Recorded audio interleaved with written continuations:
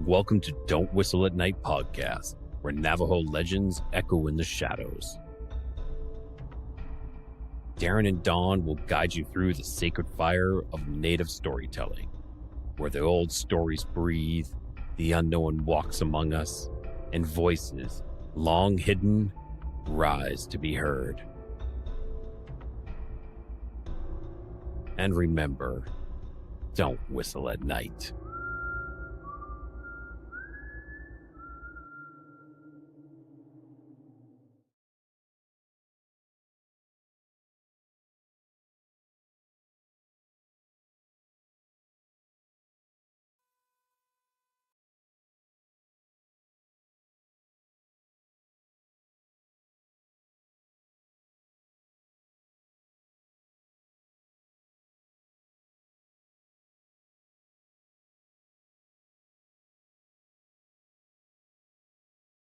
Bro. All right. Okay. Hello, everyone. Hello. Welcome to Don't Whistle at Night. We are broadcasting live here on the United Public Radio Network, 107.7 FM in New Orleans. I'm your host, Don Yazzie. Co-host Darren Yazzie. Yep, and welcome. If you joined us after the show called The Chat, which is a great show, such as every show on the UPRN is all a great show. So tonight we have a guest, and he'll go by Mr. Jamie. So let's get the show started, shall we? Oh yeah. All right. Hello, Nelly. Hello, can you hear me? Oh, hey, there we go. Yeah, it's Ed. Oh, How are you doing? Thank you for joining us. I'm good. Yeah, it's a real honor to have you here. And I'll just Jamie's from the Four Corners area, heavily more on the Colorado side of the Four Corners. And Mr. Jamie has many great stories, and such as skinwalkers, Bigfoot, and one of the more mysterious deities in the Four Corners in the Southwest from the Navajo tribe. So maybe we'll get into that, but we shall see. But Mr. Jamie, can you introduce yourself and to all the listeners out there, please? I'm Dinesh from the Navajo Nation. My family's from Utah. I grew up in Colorado. And I spent a lot of my youth on the Navajo Nation, Monument Valley, Many Farms area, as well as Utah. What is it? Near Annis Montezuma Creek area.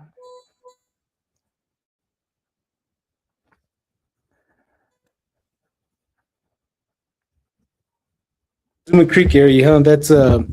That's one of the areas where the Great Yeli comes from.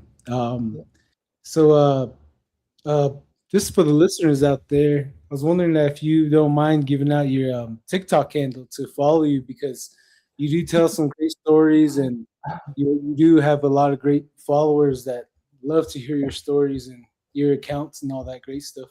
If you don't mind. So, for the TikTok listeners, I'm sure you've heard me chime in every now and again during their live streams on TikTok. My screen name is ptang12 on TikTok. And yeah. Oh yeah. You guys don't remember P10? No. The voice kind of changed. So. Yeah. Yeah. So yeah, let's get into it. Jamie, could you start us from the start of your life, where you can remember the paranormal events or accounts that you can remember, like that? Well, just like any other kid that's Navajo, we spend a lot of time on the res with my son, our Chays, and our Nollies, and we hear a lot of stories about what they've encountered, what they've experienced, what they've seen. And My earliest encounter with the supernatural was when I was a child. I remember one summer we were at my grandma's on the res. We were sleeping in a hogan, and it was a modern hogan, an octagon. Off to the north, my aunt had her truck parked there, and my parents had their truck parked on the south. And something jumped on the hood of the truck, so you can hear the metal, like something jumping on there. And then it jumped onto the cab, and then it jumped onto the roof of the hogan. And you can hear it walking back and forth on top of the roof. And I was just a child, so the excitement and everybody kind of getting worried, like, what is that? That woke me up. And I remember it, the sounds of something walking on the hogan roof. And pretty soon it kind of started running around in a circle on top of the hogan. And I remember my mom saying, "What is that? Go check." And my dad went outside with the flashlight, and they went to the north to the truck where they heard the sound of it jumping onto the hood. But before they opened the door, it ran off. You can hear it just like it dashed off, jumped on the truck, and then that was it. They went outside to go look, and they didn't see anything because they went to the north side of the hogan, but my mom went to the south side. She didn't have no flashlight. And that was it. And then the next morning, my dad actually went outside and he looked around the hogan, and there was these odd footprints on the west side of the hogan. And that was when my mom said, "Don't tell me that it went around the truck and hid underneath when I went this way." And my dad goes, "It looks like it." And of course, me being curious, I went outside to take a look at those tracks, and they were odd looking tracks. They weren't dog, they were something in between like a human footprint and a dog footprint. It left tracks on the west side around the hogan where it ran. It's just so weird. Like, you don't see animal tracks like that. That was my first encounter with something like that. I didn't see it, but I heard it. And then the second time was somebody had done some stuff to my cousin. They And of course, our elders would always say, get a hakati, we need to have that person, do something, fix them. The medicine man was there. They went across over to the house. We stayed in the hogan. I stayed with my cousin. They went to over to the house next door to eat. And my uncle sarcastically grabbed a Wineshkish and he threw it beside my cousin. And he goes, "Dishi Bixen, let's see what, see if it's going to help you." And he laughed and he walked out. A few minutes later, something jumped into the fireplace because it was one of those, how most hogans, we have those iron fireplaces that with the chimney that goes all the way up inside, like most hogans. Well, whatever that thing was, it jumped into that stove, because you can hear do do do, and then it went up the chimney, all the way up. You can just hear it.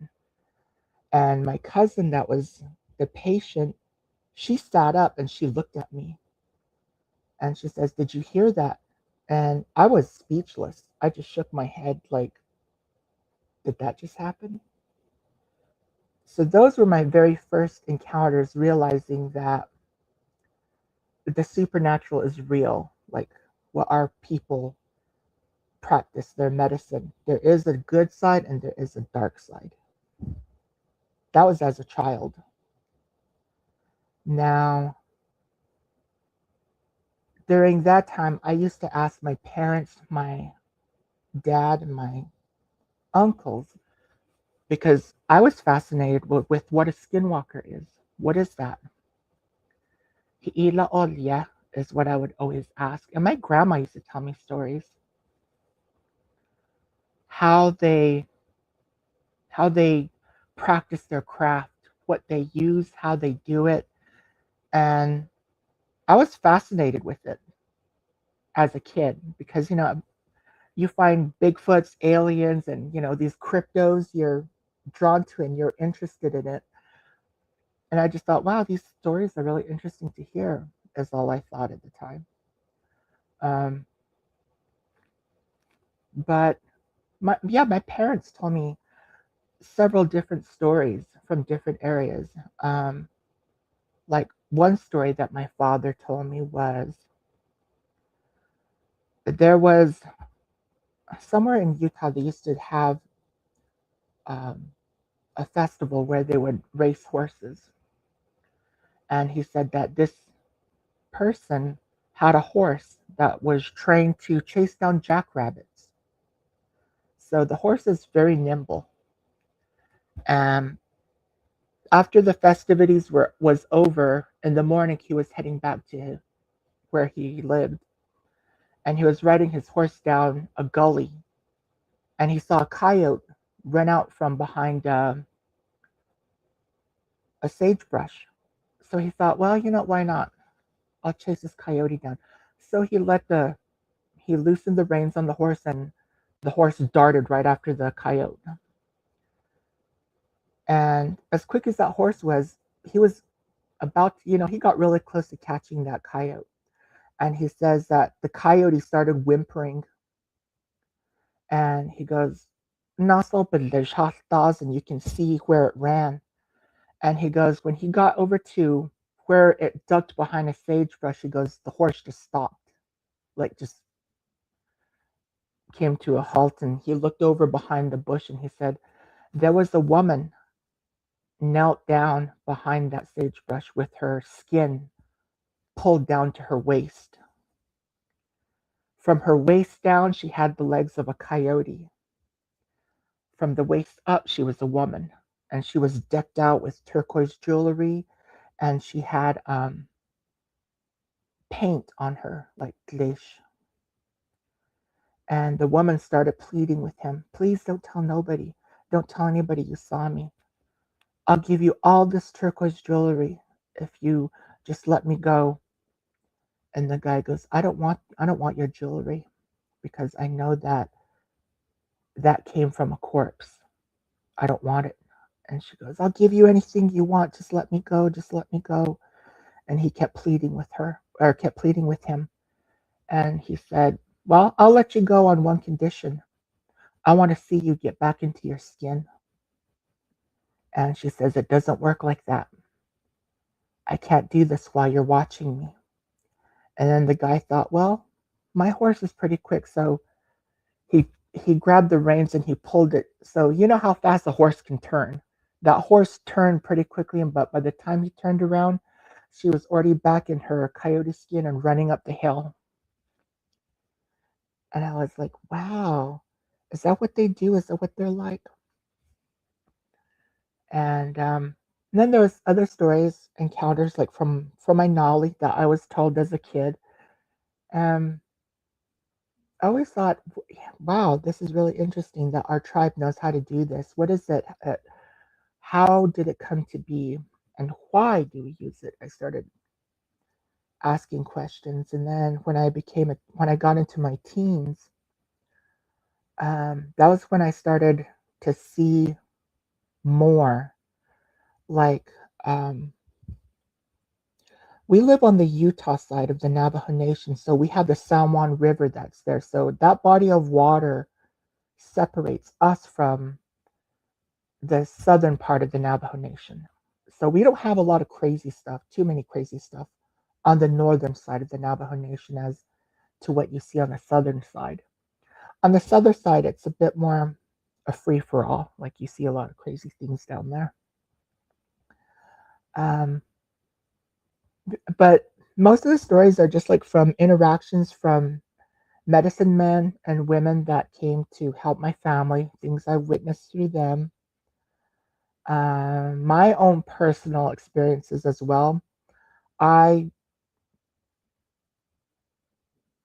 spent a lot of my summers with my grandma. And then as I got older, I would, spend most of my summers there, but I didn't go to school on the reservation. Um, but those were my first encounters growing up as a kid and into my teens that I seen um, how the world of the supernatural world within our tribe works. There's the world is not black and white. There's this huge gray area that people don't want to acknowledge. And I've seen things where no matter how hard I try to rationalize it, it still doesn't make sense. But I know what I saw and I remember it. One of the things I wanted to do was I wanted to sketch out what I seen so you guys have some visualizations of what it is that I saw. So you have something to show, you know, it correlates with your story, but I didn't get around to it because of my work schedule.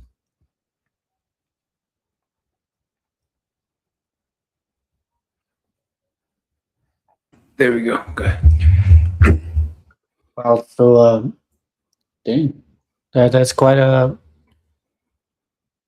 handful right there to start off with. So you kind of caught me off guard right there for a minute. But it's nice to have you on the podcast. And yeah, I'm kind of lost for words right now. So, Jamie, how would at that age growing up, how did you deal with all this? How did it make you feel, and what was the best way that helped you cope with seeing and dealing with all this at a young age? Um, it did make sense to me in the beginning because as a kid, when you see stuff like that, you just think you only see stuff like that in movies. Like the horror movies you watch, you think that can't be real. And but then you again, like I said, I grew up with stories about them, and I've seen medicine men and women do what they do to help the family. So at an early age, I was taught that our spirituality is something that Creator gave us, and that we've been practicing for since time immemorial, and that religion in itself, the Bible, is not for us, is what I was taught. So rather than be how some are, where there's that self denial, I never denied it. I know that's who we are, and my grandmother raised us with that knowledge.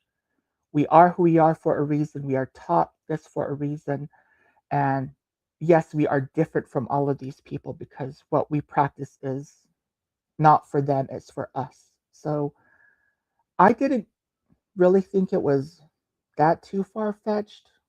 To me, I always realized that, yeah, at a young age, I knew it's out there, but you know how some people are. They won't believe you until they see it right there in front of them.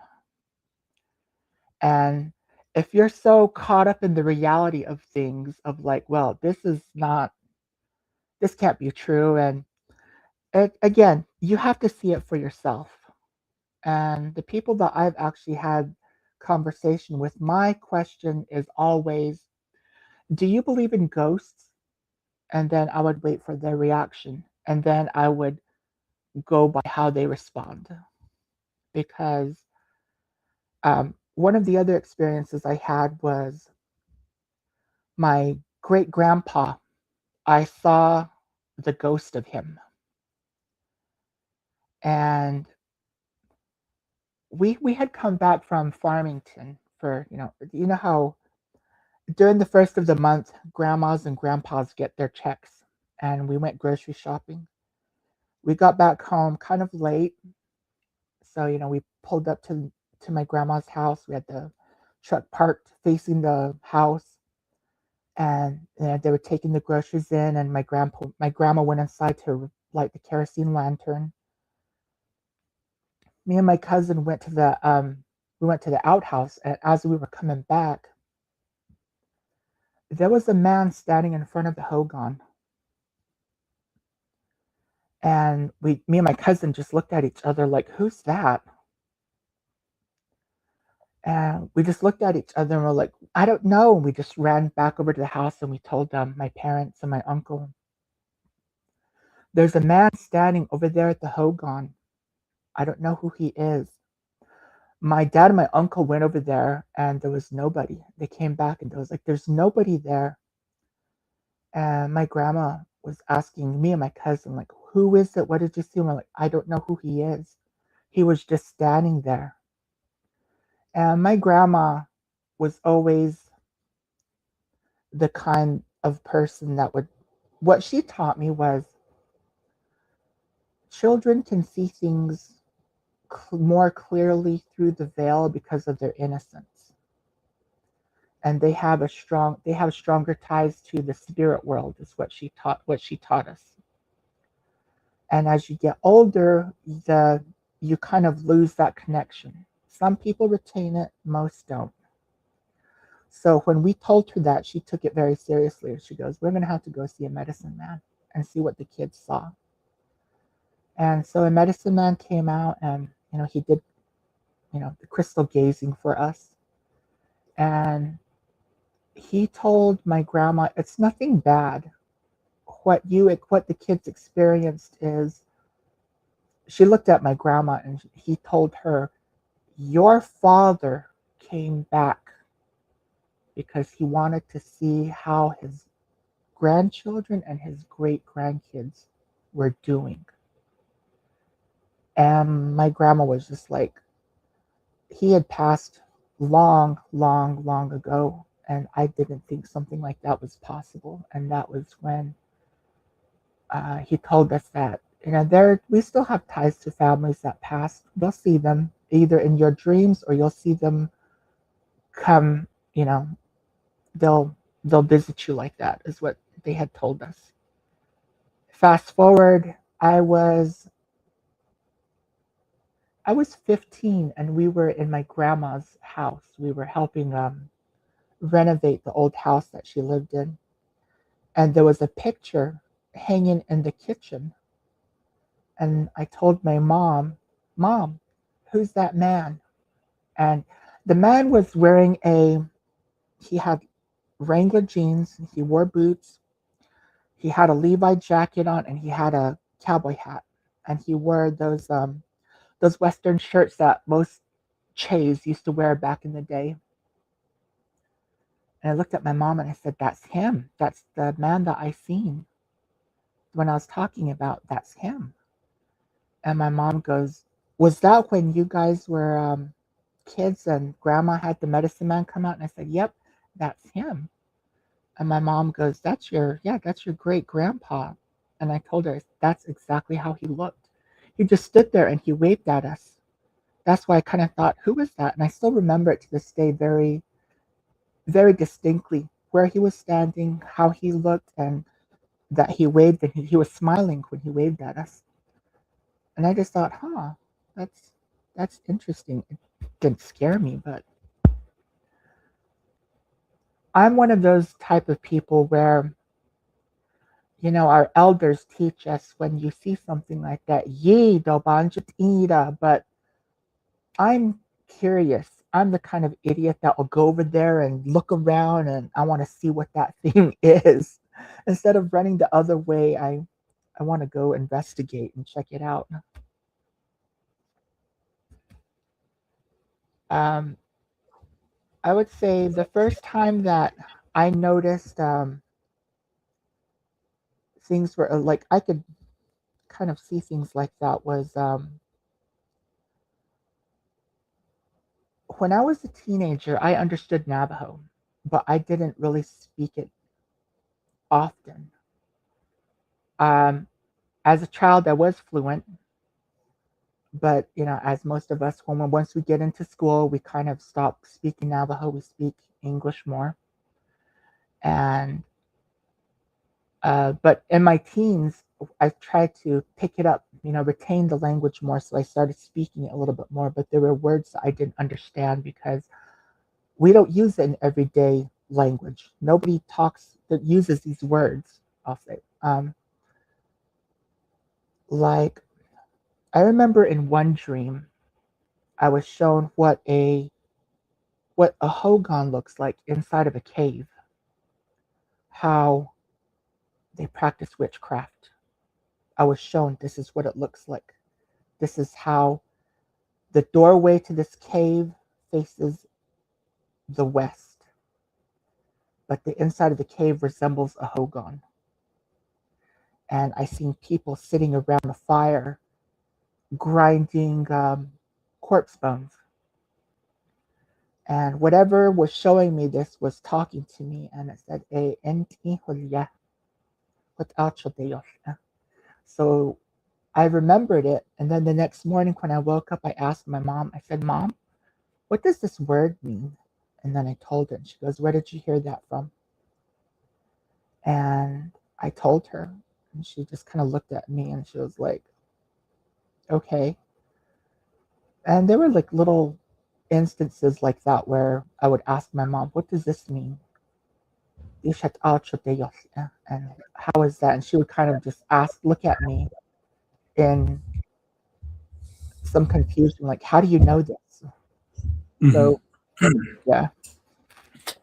Just real quick for the listeners out there, the ones that don't understand Navajo, what Jamie was saying that in that dream, what the voice was saying was like basically telling him that this is their hideout, their hidden home, because when you say you're going to a skinwalker cave or to a skinwalker dwelling where they do their ungodly things, best way I can say it, when they do their things, it's called Inti Bahuan. So like the hidden home where you do your hidden things where the sun don't see, kind of like translation wise.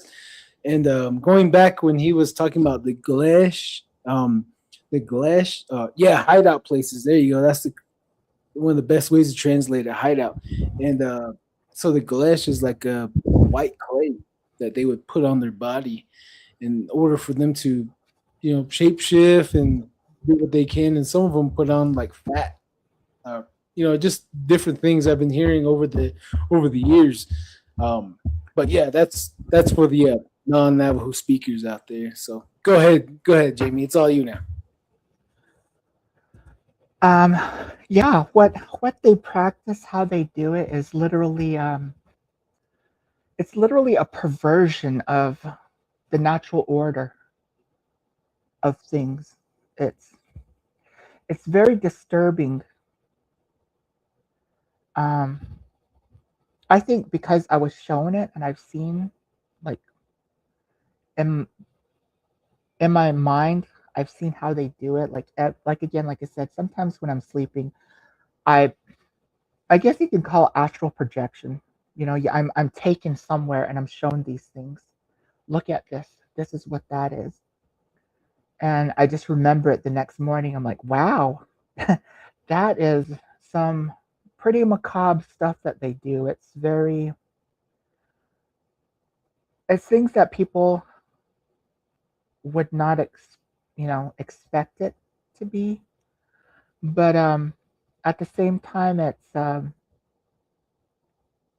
I think the best way I can describe that whole scenario is they're secretive for a reason.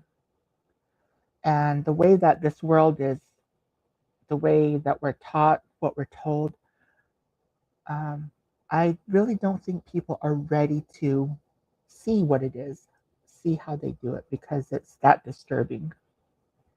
Even myself, I'm just like, ew, that's what you do? My judgmental self over here, I'm like, wet, that's what I think. But that's their choice. That's the path they walk. Um,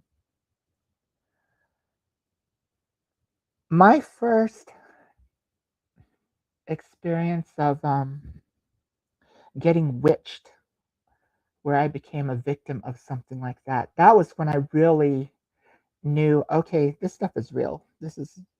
I didn't expect to be a victim of something like that, but it's crazy what these people do. Um, where we used to live, we had a medicine man come over, and this guy's never been to where we live.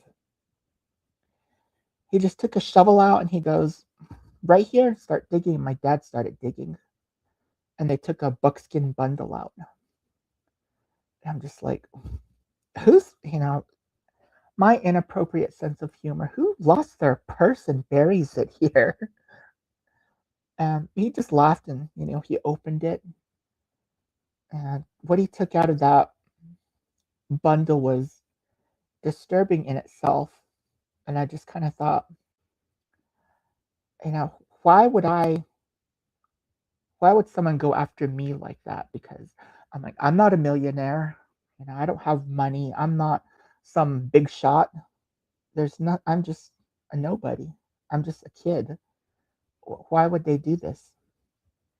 But in a nutshell, I was just told that somebody wanted me, so I could get wild and be out there, be in a compromising, vulnerable position where they can come in and take advantage of me and corrupt me, was basically the reason why they did what they did. And then after that, that was when my mom just kind of reminded me, do you remember what your grandma used to say? And then I told her, I said, yes. My grandma used to say that no matter where you go in this world, there is evil that wear different faces. And you have to protect yourself and be aware of yourself, because there is always people that are going to corrupt what you have, either to use you or, you just can't trust anybody, is what she used to tell me. And I was like, that's so real. That's something that I've always been aware of myself when interacting with people. I don't shake hands with nobody. Um, I'm I'm pretty much an introvert. I don't trust nobody outside of my family because of how people are. And the one thing I've also realized is it's not a stranger that's going to witch you per se. It's going to be someone very close to you. It's always a relative. And that's the one thing that I've always been kind of very pessimistic about my fellow Diné people. Awazo ta olchint to it's if you want it, go out there and get it yourself. Who's stopping you? Why do you have to mess with other people because of your jealousy? Jealousy is a big problem with us Navajos. It's just go out there, get it yourself. Why do you have to mess with other people? But people that practice the dark ways aren't always, right in the head. There's always something off about them, I've realized. Um, the very first time I actually had an encounter where I can say, yeah, that skinwalker was just right there on the other side of that door, was um, during COVID, during lockdown, where we had to quarantine ourselves. Where my family lives, my mom's house is just like next door, but next door to that is a trailer. When we first moved back to the res, this was like right as high school was over, we moved back to the res. Um, we used to live in a trailer before we got the house built. So the house was just next door. And there were these strange things that would happen around the house. We never had anything like that happen. We never had no fear. We had no fear of, sleeping with the windows open at night, just having the screen door locked at night.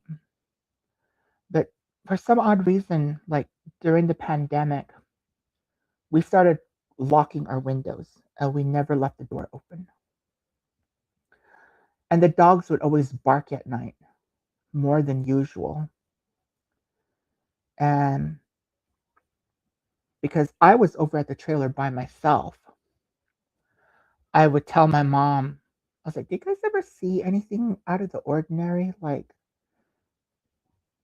there's somebody walking around. Do you guys ever hear somebody walking around at night?" And of course they're like, "Oh, you're just imagining things." And I'm like, "I'm not imagining things. There's two people that come around here. It's a man and a woman.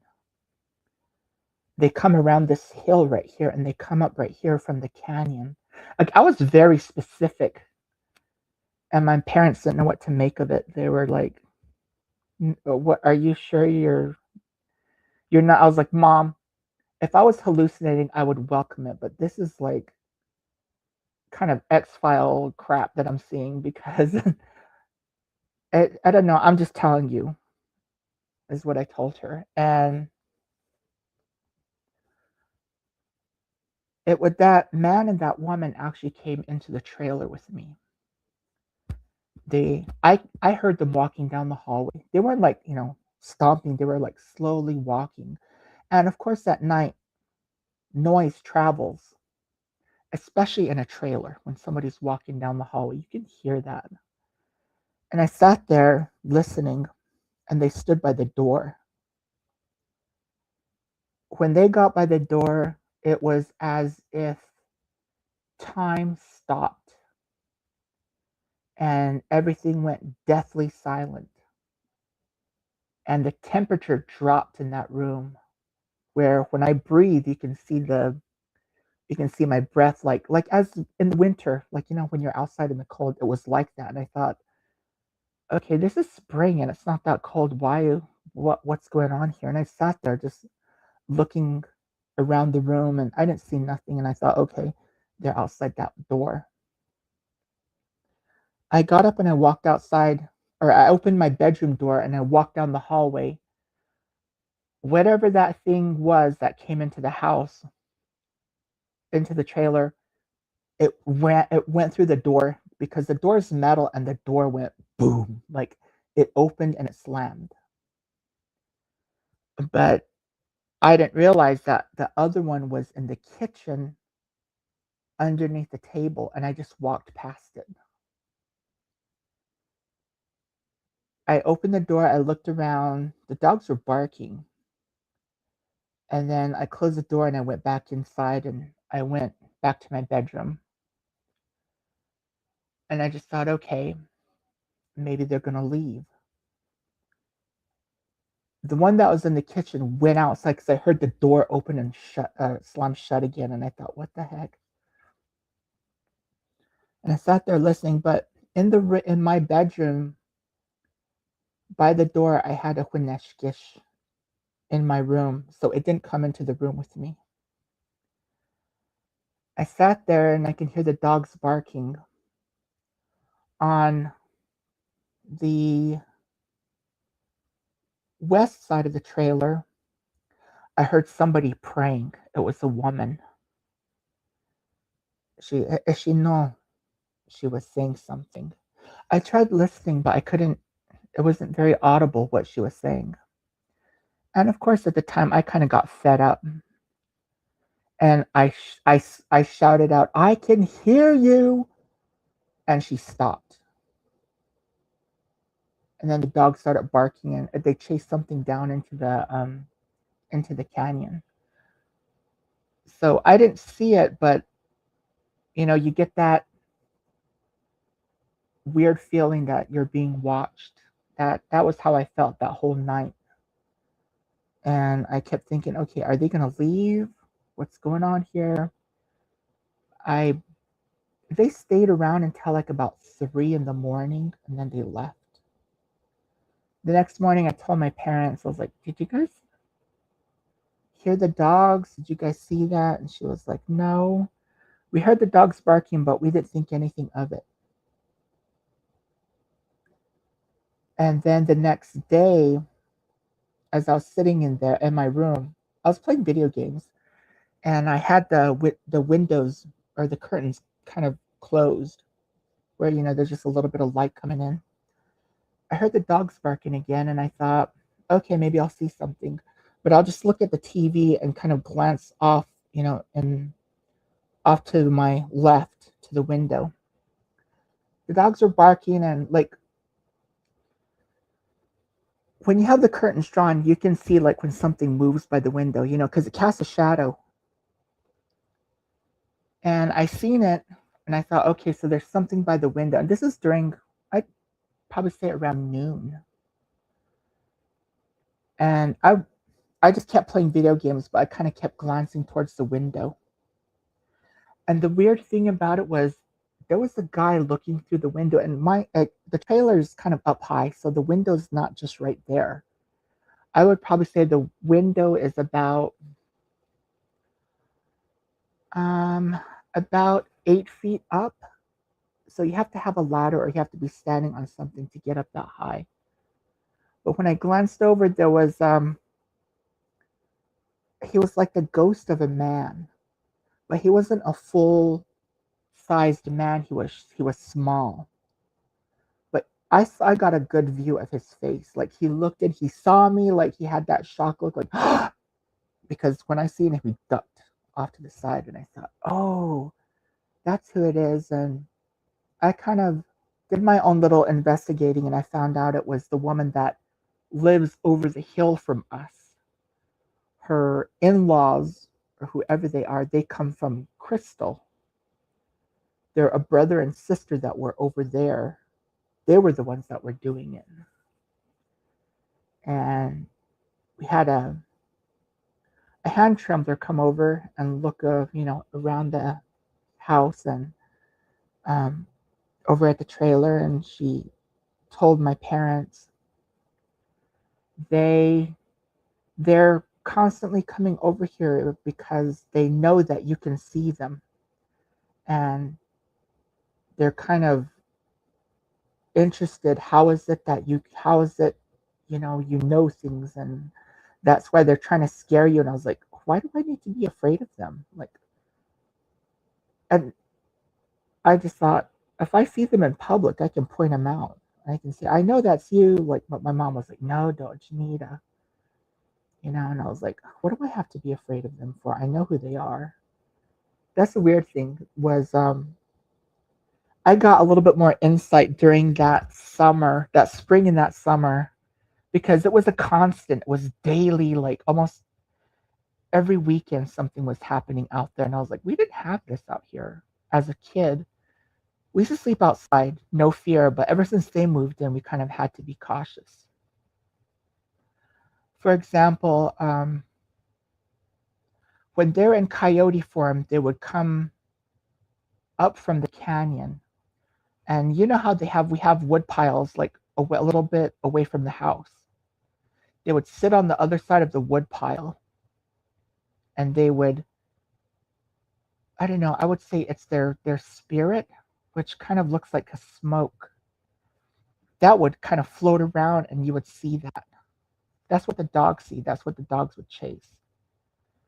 And I knew that they were around because the guy, when he sits there, he would go, woo, like he would try to imitate a coyote howling, but I'm like, dude, you don't even sound anything like an animal. You just sound like an idiot moaning out there. And then the dogs would start barking.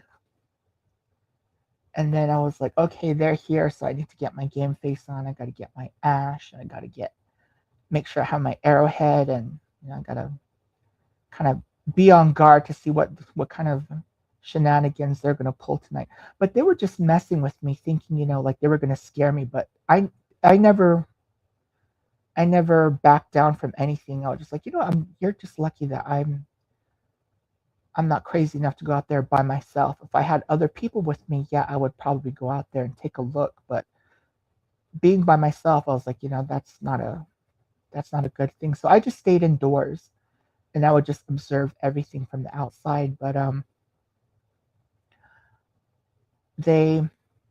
I learned that when they come to your house, they'll sit at a distance. Their physical bodies are there, but their spirit is what comes around the house, and that's how they watch you. What's the other thing? They've got body paint on when they do their drag change from animal to human. The other thing I noticed is that whatever they use, whatever that paint is mixed with, that's what animals smell. We can't smell it, but animals can smell it, like dogs, cats, horses. They use a variety of things, like during the day I've seen medicine men use a distance, like when they're working on a patient, but I've never heard it at night. I heard this one at night a couple of times. You hear it from a distance and it gets louder and louder when it gets closer to you, and boom, they're just right there. And it's not their physical selves, they're like in ghost form. I guess that's their spirit. And that's how they move around. And I'm like, that's interesting. I just kind of made note of it, thinking, oh, okay, that's odd. That's okay, I get it now. That's how they do it. That's what they're attempting. And then the next morning I would just tell my parents, this is what I saw, this is what I experienced, and they were just like, wow. And you're not afraid of them. And I'm like, why should I be? Like, and what are they gonna do? Like, give me a wedgie? Like, they can't even walk in here physically. Like, they always run off, you know. But my dad would always like, you should just be more cautious around them. And I'm like, okay, you know. But I've seen a big white dog at my family's too once. And I'm like, hey, whose dog is that? And everybody was like, I don't know, there's some dog, because we kind of lived near the road. We're on the other side of a hill. So some people always abandon their dogs alongside the road. And so sometimes we'll get a stray wandering around. And the dogs kind of didn't go near it. They kept their distance from it. And of course, I, being curious, went outside, and the dog seen me, and it kind of walked away from me, and I was like walking behind it, like trying to look at it. It was like it kind of resembled a Saint Bernard, but the face was not a dog. It was the face of a man. It didn't have a snout. It had human features, and its face, like, you can see paint on it. And I kind of just looked at it like, no way. And I walked behind it as it was going towards the horse corral. On the other side of the horse corral, there's a canyon down that way, down by the river. So it was headed out that way. And we have a security light. So the security light only, shines so far before it goes dark. I didn't go very far from the house. I just stopped, and I thought, okay, I'm not going to follow it out into the darkness. So I turned around and went back inside, and told my brothers. They're like, did you see that dog? Did you see that dog? Is that out there again? And I said, yeah. I was walking towards the corral, and my brothers went and grabbed their guns and spotlights, and we went out there on the ATVs and flashed around and, shot off a couple of warning shots, and it never came back that night. But when we got back to the house, I was telling my mom, I was like, yeah, it was a big white dog, kind of abnormally big. And the weird part, it had a man's face. And my dad freaked out and was like, oh, okay, we need to get a medicine man. They always thought it was kind of weird that things like that really didn't scare me that much. Again, my curiosity kicks in. I was like, I want to see that. What is that? Instead of running away from it. So yeah, I've seen that dog. There was another time where um, we were walking back. I was walking back from the horse corral over to the house, and I seen this dog. What I thought was a dog, I should say. As soon as I walked into like where the security light was, where the light shined, because I was walking um, between the houses from my grandmother's house over to my parents' house. That dog, like, just it didn't really come into the light, kind of kept its distance. It stayed like just where the light barely shined. And again, I thought it was a dog, but it was a weirdly colored coyote. It wasn't gray. It's kind of like it had a blackish color to it. And it was on four legs and it stood up. I mean, it literally stood up, and I'm like thinking, okay, what's gonna happen now? I'm thinking, oh crap, do I scream and run like the idiots in those horror movies, or do I just stand here and faint? I just stood there looking at it, and it just, I don't know. I guess it was trying to get a reaction out of me, but I didn't react in any way. I just stood there looking at it. It got back down on all fours and it just ran off. But when it ran off, it made a weird sound. It was just like, I don't know. It almost sounded like a horse running, just off into the darkness. I'm like, huh. Again, I told my parents, and my parents kind of freaked out over it.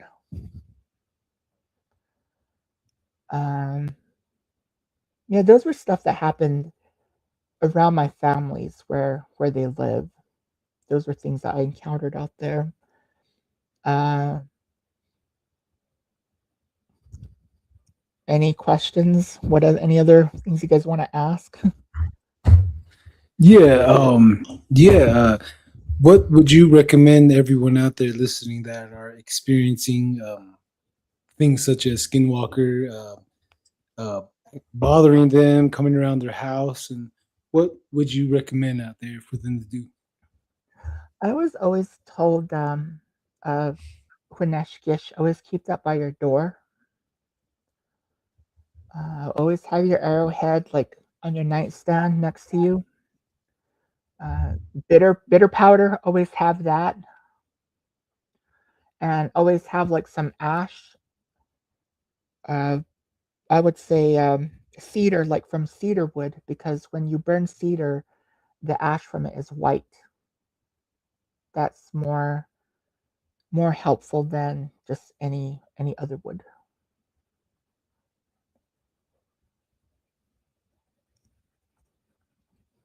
Jeanette, that's So, Winesh gives for the non-Navajo speakers out there, that's the fire poker, your fire stick. It's a the very magic. valuable tool out there. Go ahead, Jamie. Oh, I just said the magic stick. Say that again. The magic stick. Oh, the magic stick. Yep. Yeah. So a lot of people on the reservation are dealing with a lot of things like that, and a lot of this information is very important to have, and to have someone very brave like you is very, very important. And hats off to you. we need more brave people like yourself, and thank you for existing out there.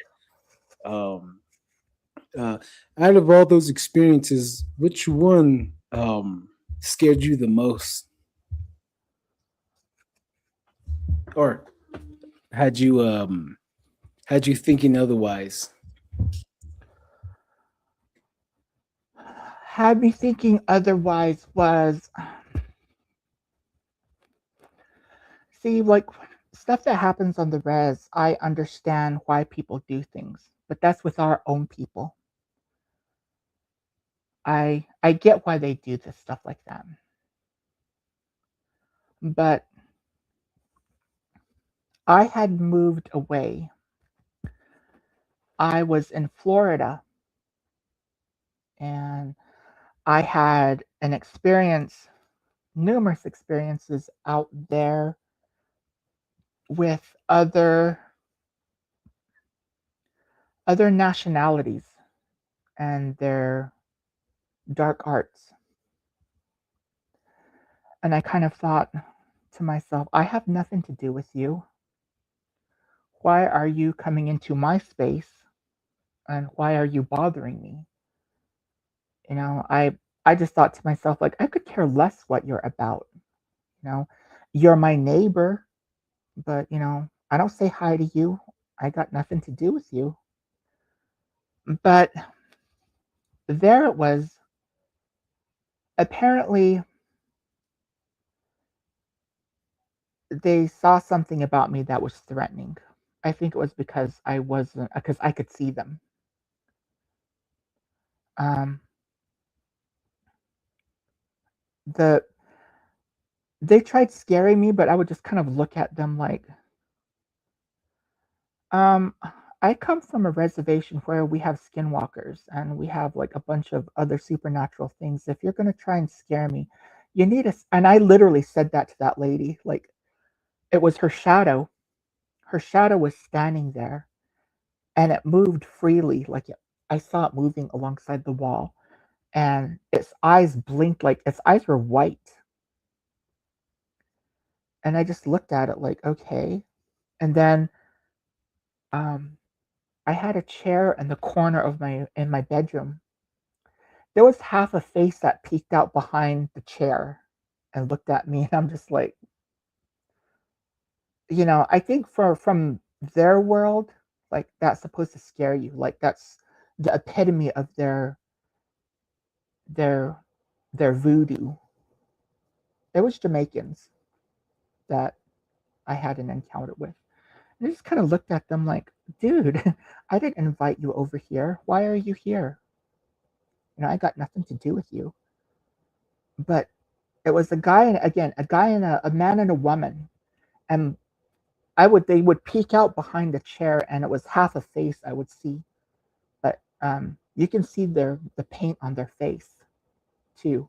They would just kind of peek out, and I'm just like, again, I'm sitting here on my bed playing video games, and I just looked over and I saw it. And I kind of thought, okay.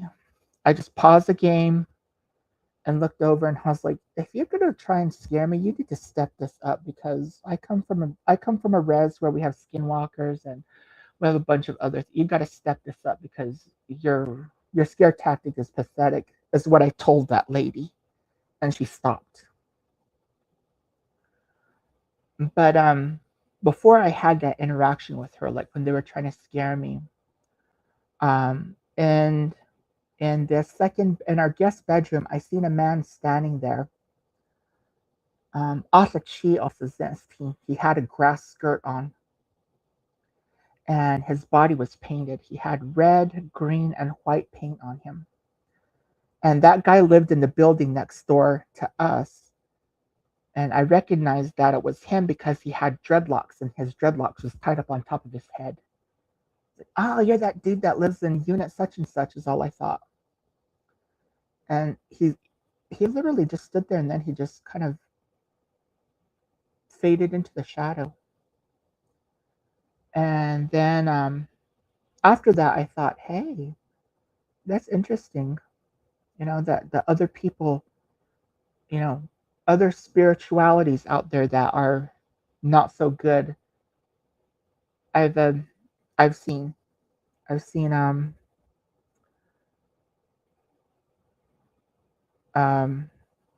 voodoo. I've seen the Mexican, what they call brujas. I've seen those. The only one that I can honestly say that I've never had a bad interaction with, they were very more helpful and kind, were like Asian people. Like I've seen some of them, and like I remember I was at DIA getting on the plane, and there was this old lady that she just kept smiling at me, and I kind of thought, okay, I just smiled at her and didn't say anything. But before I was gonna board my flight, I had to walk by her. she just reached out and she smiled and she said, what did she say? She goes, "You're one of the blessed." And I just smiled at her, and because I was in a rush to get on the, get in line for boarding. I didn't really think anything of it at the time, but later on, after thinking about it, I was like, okay, she was one of those people that saw me. And I thought, okay, and I didn't really think anything of it. Then I saw another lady tell me the same thing. And that was when I was at when I had a connecting flight in Dallas. We were on the same flight, and she just kept looking at me, and I didn't think anything of it. Like I said, I just kind of thought, oh, we're on a plane. You have these meaningless interactions with other passengers. But when we were, when we landed and we had to, go to our connecting flights, as I was getting off the plane, when we got into the building, she stopped me and she goes, "You have a light that shines very bright.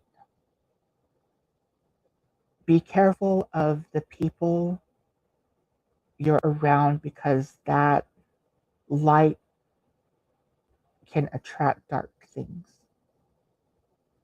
And I just kind of looked at her and I thought, what does that mean? But she just goes, "Just be careful." And I kind of thought, okay. And then when I got back home, because I was flying home to visit my family for the summer, and I told my mom, and my mom was like, "We should go, when we go see a medicine man or a woman, tell them your story and see what they tell you." And so I did, and I was told, yeah, people that walk in the light, when they have certain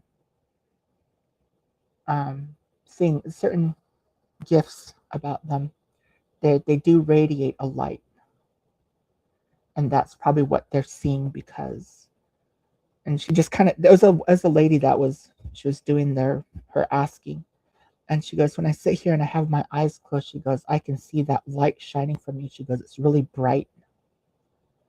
And she goes, "From a distance, it's like almost like an aurora borealis on top of you," she goes. And I was like, scary. But I've learned to trust my instincts more, especially when you're in the outside world, because people, again, you're going to encounter things. You're going to have experiences that are not going to be the best, but you just have to remember that you just got to tread carefully, is what I've learned, especially being a native here on Turtle Island, because most of what we see, what we know, our gifts come from the Creator, and we're from here. So a lot of people I've realized that they want to corrupt what we have. I've been told that some people want to use, like, I guess, your spirituality, so they can siphon it off of you to give them power, or they'll try to corrupt you in some way where they can use what you have to their advantage. I mean, there were so many different things that I was told to, where now I just tell other natives that I periodically come across, like, we'll have these conversations, and I would just tell them, don't really say anything about what you know and what you have, because there's a lot of people, especially right now, the way things are changing, and we have to protect ourselves. There's always that caution that we have to tread because of that. And as a kid, I always just thought, hey, we're all, we all have different spiritualities. we pray to our deities, our creators, but we just do it in different ways. Is what I thought in my, my naive mind back then. But now that I've gone older, I'm like, no, it's not that way. It's not everybody that smiles at you is kind. But yeah, so I've not just from the native standpoint, but other cultures, I've had to run in with them at some point or another to know that our spirituality, there is some weight to it.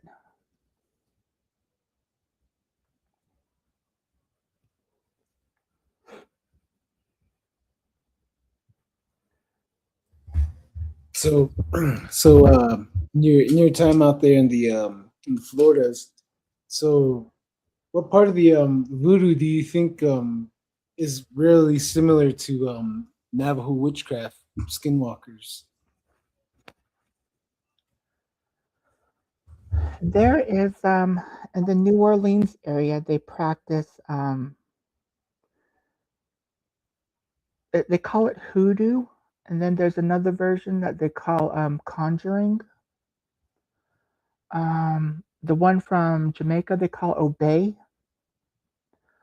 and again from our neighbors down South Mexico, the Brujas.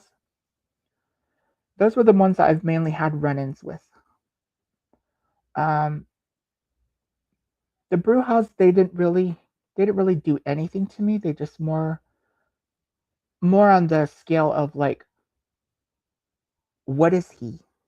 Like, how can he see this? He's not afraid of us. Like it was weird. It was very uncomfortable because I was at a hotel and the staff that was working at that hotel knew stuff like that because the front desk woman was the one that told the maintenance man and then the housekeepers, and they were like the ones that were watching me. And the interesting part there was all night, like I can see like little, almost look like a dark mass bubbling around the door because the room that I was in had those adjoining rooms that had the door there, and you can see something like around the door frame, and I'm like thinking, should I just open it? But then at the same time, I don't want to because you know I don't want to just let it come in. So I had a restless night that night because I just kept looking at them, thinking, "Oh my God, what is this?" And then I looked over towards the bathroom, and they looked like they looked like little devils in a way. They weren't very tall, they were short. I would probably say about 3 feet in height, but they were skinny. And they had tails, which was weird. They were humanoid, but their eyes were glowing because there was two in the bathroom. One had red eyes, the other one had green eyes. And I could have dashed and turned the light on, but by the time I turned, they're going to exit the room. So I just kind of laid there looking at them. And I can see them like, peeking out behind the doorway, looking at me. And then my phone rang. When I turned to go reach for it and turn the lamp on, I heard the adjoining door just kind of rattle and they went out that way. And I was like, huh. Well, that's interesting. Then in the morning, I just got up, got ready. I looked out the peephole of my room, and the housekeeper's laundry buggy was parked out there. And I got my stuff, and I was gonna check out anyways. So as I opened the door and I walked out, I was like, I went back into the room and I walked by that adjoining door, and I just kind of yelled out, I was like, "Gee, thanks for keeping me up last night, jackass!" And then walked out the door. I was kind of pissed off. I was like, these mofos, like, god dang. I Yeah, it's just so weird. It didn't scare me, like I said, because of the experiences I've had on the Navajo Nation already. So it was just something I just remembered. I was like, oh yeah, that's how they do it. That's what that is. And I remember it. And again, that's the reason why I wanted to uh, draw what I seen so I can, share with you guys, and you guys will be like, oh, that's what he's talking about.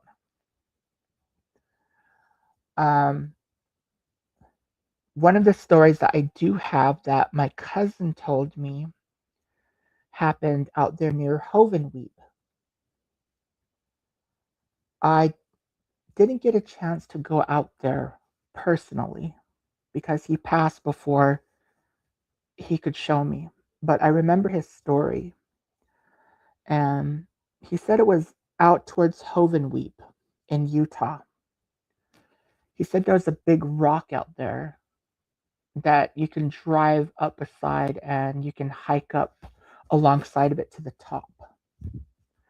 And he goes, yeah, we were booze cruising down there on the res and we went to this rock. It was a full moon, he goes, and we're like, hey, let's go out there and go hang out, just kill some time. And he goes, we went there, and he goes, I knew that you had to walk up that kind of that little butte to the top. And he goes, I just told my buddies that I was with, if you want to go up there, you're going to have to, hike up with your own beer. I'm not taking anything, he said. So I guess everybody took their drinks up there and they sat up there on top. And he goes, when you look down, you can see the truck parked there. And he goes, there was something. He goes, there's this little thing. It looked like a kid walk by the truck. And it opened the door. He goes, the door opened and closed. And we all looked at each other and started questioning, like, did you lock the door? Yeah, I locked the door. And the door on the passenger side opened and closed again. And he goes, we just sat there looking at each other like, what is that? And he goes, that little thing he goes, it looked like a skinny kid. It started running around the truck. And as it was running around the truck, it made a very distinct noise. It was like, it was a woo, woo, woo. And he goes, it was running around pretty fast. He goes, it wasn't normal. And everybody kind of got scared after hearing the sound it made. Was like, let's go back down. So everybody, instead of like, half of them staying up there and the other half going down, everybody followed each other back down because they got scared. And my cousin said, the door was locked. I had to take the keys out, unlock it, and I opened the door. And inside of the cab, it smelled like spearmint, he said. He goes, there's a very strong smell of spearmint. And he just said, I wasn't really scared because he always kept his firearm underneath the driver's seat. So he was like, I wasn't too scared. He goes, I had that with me. And he goes, so we closed the door, relocked it, made sure everything was secured, and then we went back up to the top. And he goes, the same thing happened again. At that point, everybody was like, let's just get out of here. And they're like, okay, fine. So they just came back down, got in the truck, and he said that while everybody was getting the truck, he goes, I turned the headlights on. And the road in front of him, he said there was sagebrush on both sides. And he goes, that thing was behind the sagebrush, and he goes, it was about 3 feet tall. And he goes, it kept jumping up because when it jumped up, he said, I saw its head.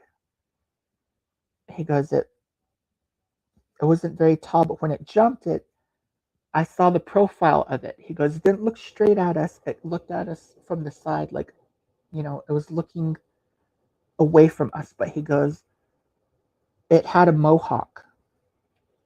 The mohawk was like spikes all from its forehead down the back of its head.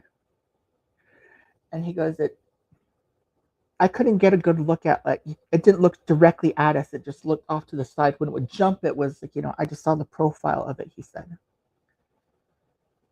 And then when it jumped across the road, It jumped right in the middle of the road, and he said it didn't even touch the ground.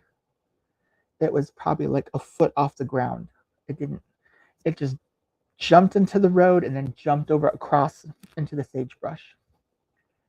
But that's the part I regret not asking him. What did its body look like? Did you see any distinct attributes about it? Was it wearing shoes? Did it have any jewelry? Were there any markings? What color was it? Those were the things I failed to ask him. He said it just jumped across the road, and because the headlights were on, everybody saw it. And of course, there were with some girls, and there's always a screamer. Everybody screamed and jumped in the truck, and he was like, I had no choice, but I was like, all right, let's get out of here. So he goes, we drove off. But he was telling me, he goes, I remember that, that Kokopelli, there's one over there by Hovenweep. And I was like, wow, is that just the only one? And he says, no, there's more. He goes, during the Mesa Verde wildfires, while firefighters were fighting the blaze, they told stories. I guess some of the firefighters, the hotshot crews that were out there, they also told stories of encountering something similar like that on Mesa Verde. But of course, no media attention was brought to it because it was something that, people were going to say, oh, you guys are just hallucinating. There were exhaustion. There's always some plausible explanation to cover up what people see. Instead of listening, there's always somebody talking over you, belittling what your experience was. But, that's just how people are.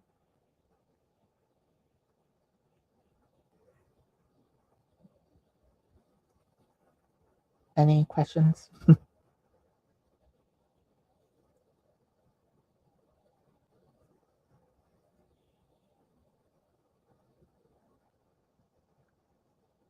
Or did I lose you guys? Hello?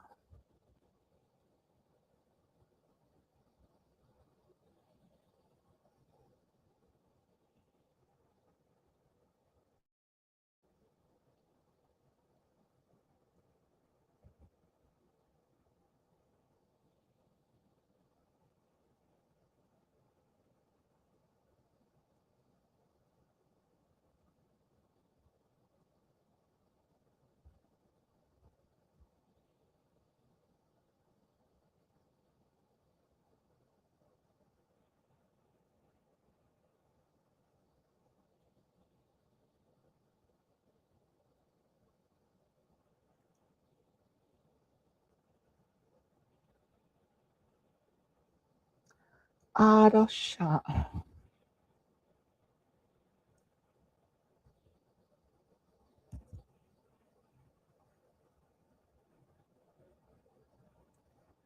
One time at sheep camp,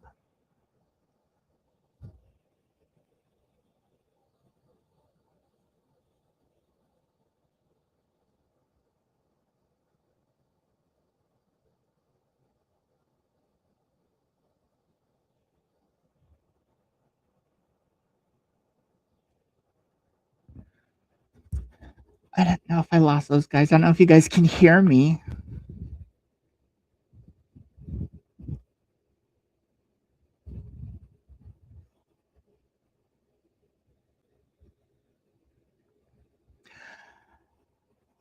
I guess I might as well entertain you guys while our hostesses are away. My uncle told me this story. He used to work construction, and he used to pick his coworker up. And he said that they would always meet before the sunrise. And he was driving over there to go pick his coworker up. And then one time at sheep camp. Sorry. My son unplugged the internet and I chased him in the room. So sorry about that, everyone. Our bad. But I hope Jamie was a good host for you guys over there on the internet and on the radio. So hope you guys had fun. So Where do we leave? Where did we left off? At? Where did we leave The off? little person. Oh yeah, the little A person. long time ago, Jeanette. sorry, but go ahead. Sorry, you can continue. Okay, where did I leave off? Where did everybody? The mohawk little person running around. Oh yeah, the little person with the mohawk, the duende. The Cocapelli. Oh yeah, the Cocapelli. Okay. Yeah, he had that experience over by Hovenweep. And he said that during the Mesa Verde fires, that some of the hotshot crews that were fighting the blaze up there shared similar stories of having encounters with something like that up there too. But of course, mainstream media never picked it up because it's always, rather than listening to our stories, there's always somebody out there, over talking us and saying, oh, it was just exhaustion, it was the heat. There's always some plausible excuse to belittle our experiences, is what I said.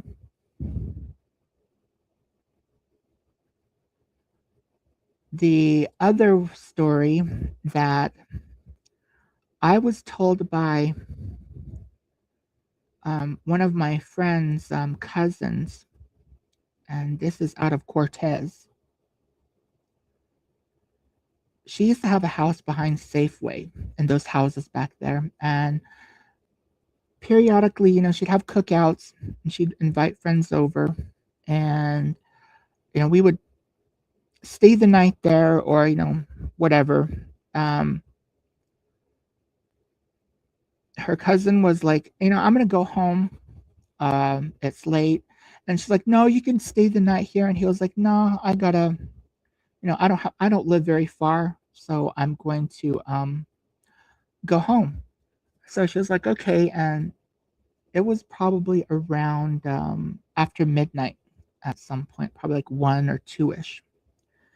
And he said that he walked across the Safeway parking lot and he crossed the street by Big R. That's a key place to remember, Big R in Cortez. He walked on the dirt road behind Big R. Of course, they got security lights out there, so there is some light, but it's a dirt road behind Big R. And he said he walked behind Big R and he heard something walking. And he thought, okay, let me stop. It might be, a fellow skin walking around out there, another native, he says. And I just sat there listening to his story because my friend was like, oh yeah, my cousin's got a really, something that's gonna interest you. And I was like, all right. So that's when I talked to him and he was telling me this story. So this is just a secondhand experience. It's not my experience. I'm sharing his story. He said that it looked like a native walking behind the sagebrush. He goes, I can see his head. I thought, oh, okay, that's maybe one of those Glanies that walk around back there. So he said, I stopped and I was waiting for him to come out from the bushes like on the other side. And he said once he got that person cleared the bushes, he goes, I wasn't expecting to see that, but he was, from his waist up, he was a man. His waist down, he had the body of a horse. And he goes, before he came out, he goes, it just smelled like there was just this rotten smell. Like he was like, I thought, some kids might have killed a dog or, maybe there's something dead out here is what I thought initially. But he goes, I wasn't expecting it to be coming from that thing that I saw. And he goes, when it walked out and I saw the horse legs, he goes, I just turned around and I ran. He goes, I didn't look back. Ran back home, ran inside, locked the door, ran into my room, and I spent the night in my closet, he goes. I didn't sleep in my bed, I slept in my closet. And I asked him, "Do you remember what it looks like?" And he was like, "Yeah, it had dark skin." He goes, "I thought it was a native, but," he goes, "he kind of had long hair." And I asked him, "Do you remember anything like specific about it?" And he was like, it looked like, like when people work out in the sun and you know how they got that dark tan. He goes, that's what he looked like. He had black hair. It was long. And he said he had no shirt on. That's what kind of freaked me out, was like, why is this dude wearing no shirt? It's what I thought. But then after I saw the rest of him, he goes, I kind of freaked out and I just ran off. And I was like, so is it like how they look in the movies, like what we're told they look like? And he goes, yeah, pretty much. That's what they look like. And I was like, so what are your initial thoughts about it? I told him, and he was like, that I'm not walking around at night in Cortez no more. And I just laughed and I told him, I have a few friends that are from the Ute tribe in Toyac, and they tell stories like that out there. And I would always laugh and say, let's drive around Toyac and like have our own little Zach Baggins ghost adventure. And they would always say, no, you can't, because security will pull us over and tell us go home. So I was like, oh, okay. So, those were stories that they shared, that you see stuff like that out there. And I thought, huh. So they travel between Cortez and Toyac. And they were like, yeah, it looks that way. And I was like, wow. So yeah, it was interesting to hear his story, his recollection of what he saw in Cortez. And some of the stories that I've heard out of Toyac, I was like, wow.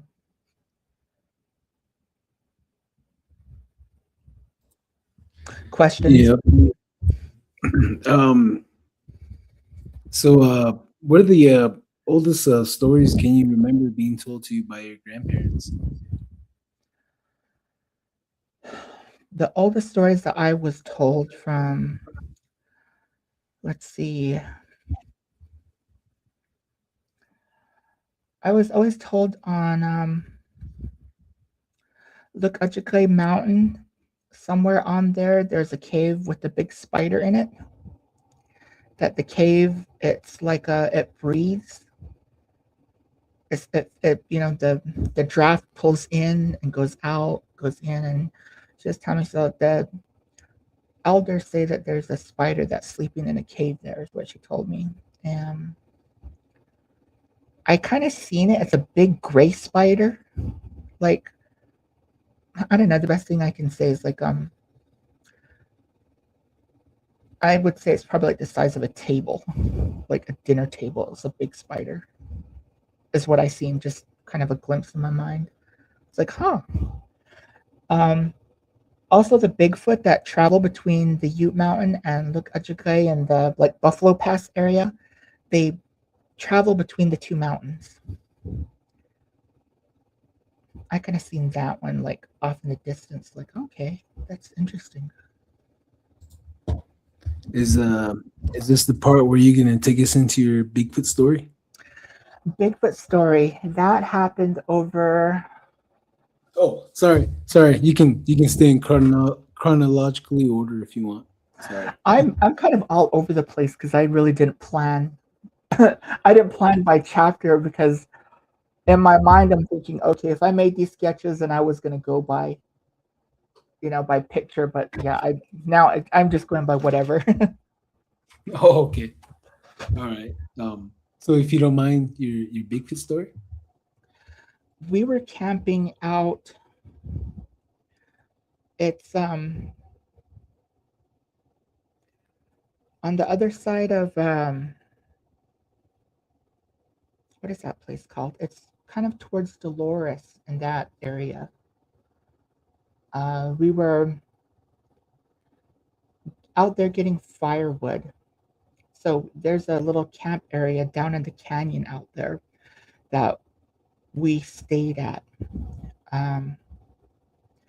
You know how like when you're out out anywhere, when something's watching you, you get that uncomfortable feeling. You get that sense of like something's watching you. We got that feeling the moment we got there. Like, is it just me, or do you feel like something's watching us? Is what I asked my sister, and she was like, yeah, but it's not creepy. It's just like, I don't know, I can't explain it. She goes, and I was like, neither can I. It's not normal, but I'm not like creeped out by it, is what I told her.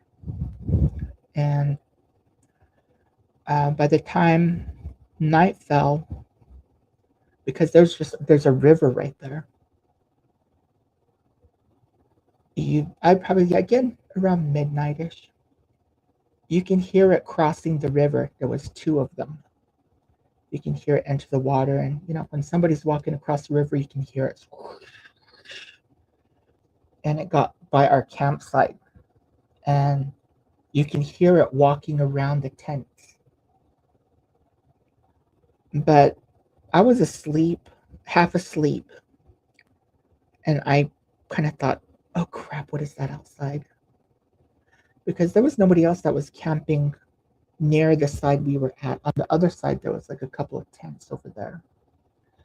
And I kind of thought, that's too heavy for a person, because when it stepped, like, you can feel the weight of it.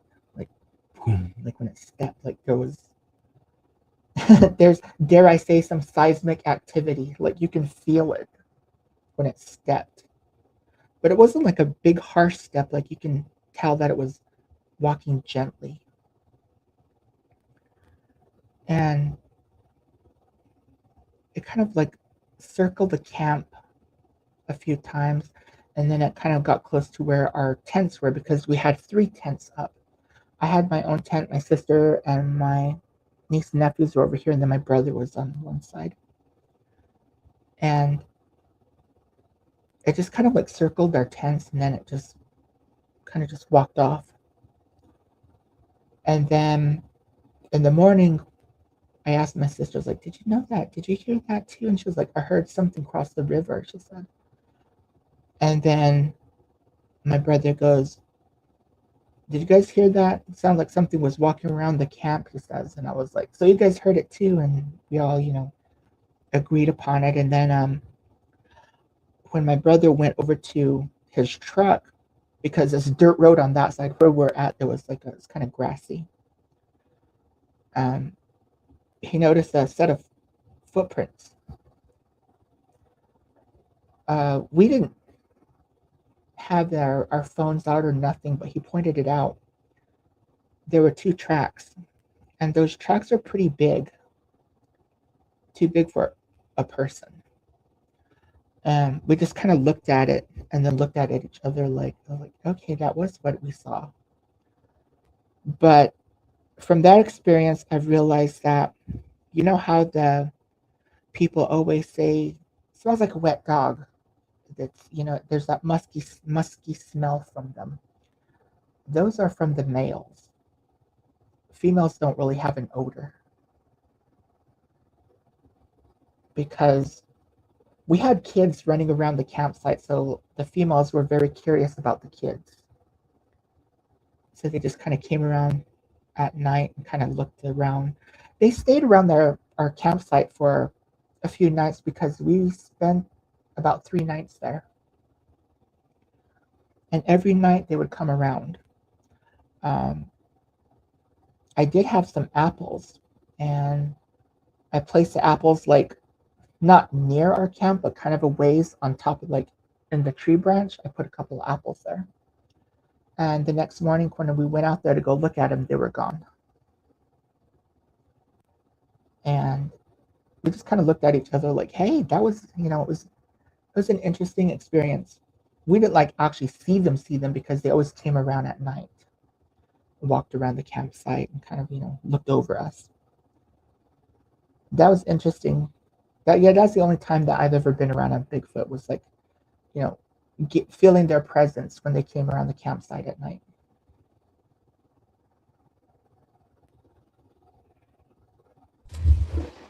Anything? So, along that way, do you know of what the Utes say about Bigfoot? They call him the hairy man, and but their stories are a little a little bit more on the dark side. They would say, if you're up on the mountain, don't walk on the road.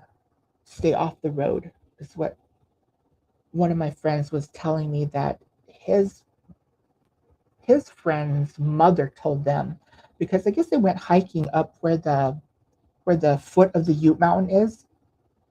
They went for a hike up there, and his mom told his friend and him, you know, make sure you guys come back before it gets dark. If you guys, before the sun sets, and don't stay off the road. If you're going to go up there, like walk alongside on the shoulder, but don't go on stay off the main road, stay off the main trails. And, if it gets really quiet, just don't hang around, get out of there. Is what we were told, he said, because he was like, we didn't listen. We lost track of time and the sun was setting. We're losing light pretty quickly. So, you know, we stupidly stayed on the road and we tried to make it back to the house. And he goes, it got really quiet. Like there were no animals that were making sound. It just got uncomfortably quiet. And then we got that intense feeling of something's watching us. And he goes, when that happened, we realized, oh shit, we're not supposed to be on the road. And we kind of, ran off to the side on the shoulder. And he goes, we just started running and we ran all the way back to the house, he said. And I was just like, wow. So what do you think it is? And he just said, well, my friend was just saying that, that there were hairy men on that mountain and that we're not supposed to be out there at night. It's just, that's just what the elders tell us. He told me, so I was like, wow, okay. But when you look at the Ute Mountain, it's not one mountain range. It's like a cluster of peaks. And I didn't know that there are roads back there. But, I'm not Ute, so I don't drive around back there. But, those guys have roads up there, I was told. This is just secondhand knowledge that I'm sharing. But yeah, there's Bigfoot, and apparently there's centaurs on that mountain, from what they tell. So it's like, wow. Jeanette? How many centaur stories have you heard? Aside from the one in Cortez, one of the girls I used to know, she said she was driving back home one night, and she said that she swears that there was 5 of them that galloped across the road. And then another guy that I used to know was telling me that one came. It was just the one though. No, 2. There was 2 that came near where his aunt's house was, and he said he thought it was a growl he heard, but the more he kind of listened to it, it made that horsey guttural sound. And he said when he heard that, he just ran back inside. So yeah, that's it. Just those 2 that shared their stories about their interaction, what they saw. The other one, yeah, she said I was driving and she goes across the road. She goes, I thought it was just horses. But she goes, looking up, she goes, a horse doesn't have arms. And she goes, there's 5 of them that ran across the road. I was like, wow. And then my brother actually was telling me that his friend's parents have a hunting cabin on the mountain somewhere. And he said that they were up there hunting, and I guess his dad just kind of waved to him, come over. And he goes, we kind of came up on this little ridge, and we were looking down. He goes, "There's a stream down below us." And he just kind of whispered and kind of gestured to him, "Come over." And he goes, I walked up to him, looked down there. And then he said that his dad said, how's it? Look, just kind of pointed at his eyes and pointed off to, told him, 10 o'clock. Look to your 10 o'clock. And then he said he kind of glanced over quietly and just kind of, and he said there was a centaur that walked out by the river, knelt down, drank some water, turned around and went the opposite direction. And he said that he freaked out. I was like, they're real. And then his dad said, yep, they're around here. Let's go back. And they slowly went back down the ridge and got back to their vehicle. It's like, huh. But again, that story is a third-hand story because it was my brother's friend that shared that with him, and he was the one that, my brother was the one that shared his friend's story with me.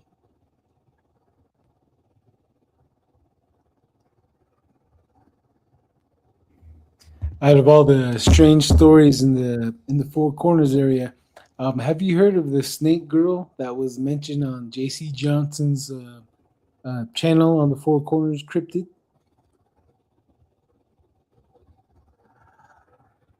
I've heard of like a snake man, like somewhere on the southern part of the Navajo Nation. You know, people that just kind of hearsay. I can honestly tell you that I've never really ventured out on the Navajo Nation all that much. It's just between the Utah side is mostly where I've been, Monument Valley, over to like the Colorado state line. And then on the Arizona side, it was always just like many farms in Chinle, and that was just like to visit family. I've never really driven around like the Saley area or Buffalo Pass. I've been over that a couple of times, but that's during the day. At nighttime, I've never really driven around. It wasn't until 2 years ago I've seen. This is going to sound pathetic, but I didn't even know where Sholo or Winslow was until 2 years ago when we took a road trip back there. I was like, oh, so this is where this is at. And then we took a drive like through the Window Rock area. And I was like thinking to myself, you know what? I'm an idiot because I've never been out here and I didn't know this place existed. I've never had a reason to go out there. So, you know, I've never visited those places. But that's always during the daytime. I'm very curious to kind of run around out there at night and see what I come across, what I see. But it hasn't happened. What about portals? Have you seen any or heard any portal stories? You know,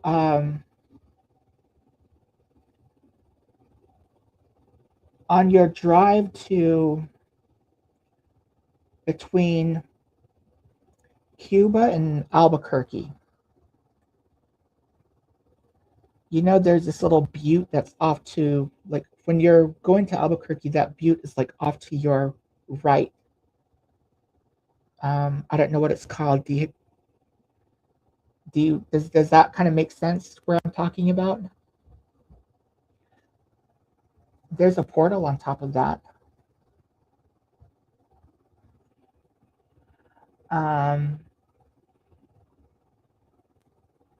Let's see. I think that's one of the more bigger ones that kind of is kind of obvious. There's smaller ones. I think the smaller ones they just kind of happen randomly. I guess they're not always in the same place where people will run into it often. It's just they're kind of random from the stories I've heard. Like where my family lives, I know there's a spot where you can go into a canyon and you're looking for something, but you'll lose all concept of time. Like in your mind, you're thinking you're down there for like 15 minutes, but to the outside world, you're like gone for 4 or 5 hours. That one I heard from my uncle. I've always wanted to go out there to go take a look, for myself, but I was always pressed not to. So I know that, yeah, there's one near a mesa near where my family lives where that happens.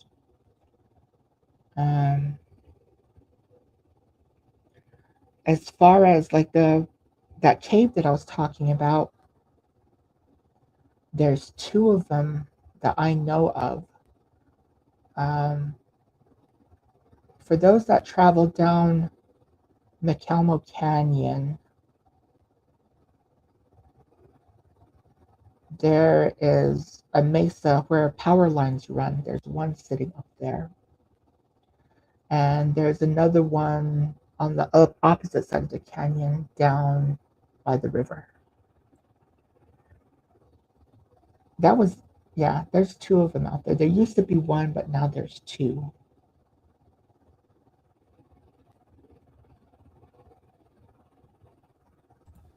What about what about the mothership?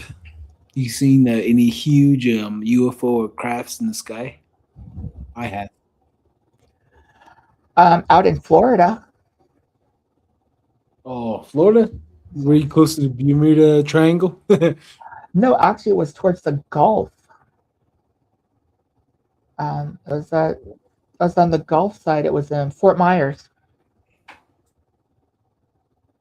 We were driving through there one night, heading back to Fort Lauderdale, and there were clouds like off in the Gulf, and it just looked like a storm, like just any other storm cloud. But you kind of saw an arrangement of lights that's not normal. We didn't really stop to look at it because we were driving home. We just kind of looked over, and I was like, "Am I the only one that sees it, or do you see that too?" Because I asked my partner, and he was like, "Yeah, those lights up there," and we just laughed and like UFOs, probably ET. That I did see. Other things like that, yeah, I haven't really had any experiences with UFOs. From family members, I have, like out in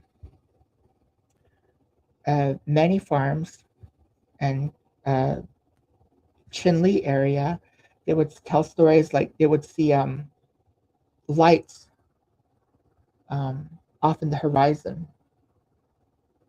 like flying by, and they were saying that sometimes at night they would see like a craft fly overhead. They would see it, but it makes no sound. But I'd never experienced it. These are just stories that they share with the family, and just like, I would like to go out there and go, experience it for myself. But I haven't gone home for a long time, so I really haven't had the time to go experience that for myself and see for myself what it's like.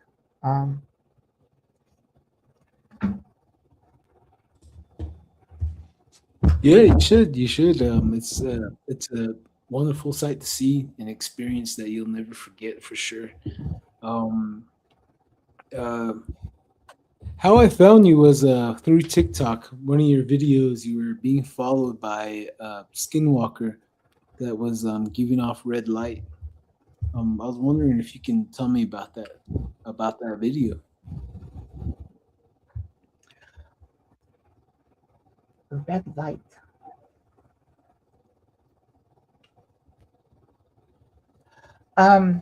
Which video?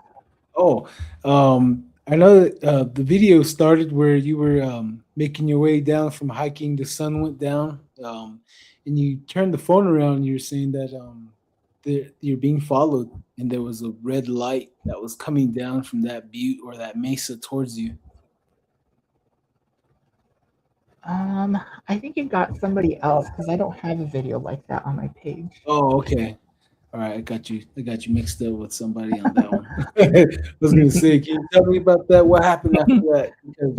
Because these skinwalkers move around with the red light a lot, so I was just wondering on that. And but yeah, other than that, uh, maybe we can save your story where you came across the Yeti Legenda, or if you don't mind sharing with us Oh, the lightning.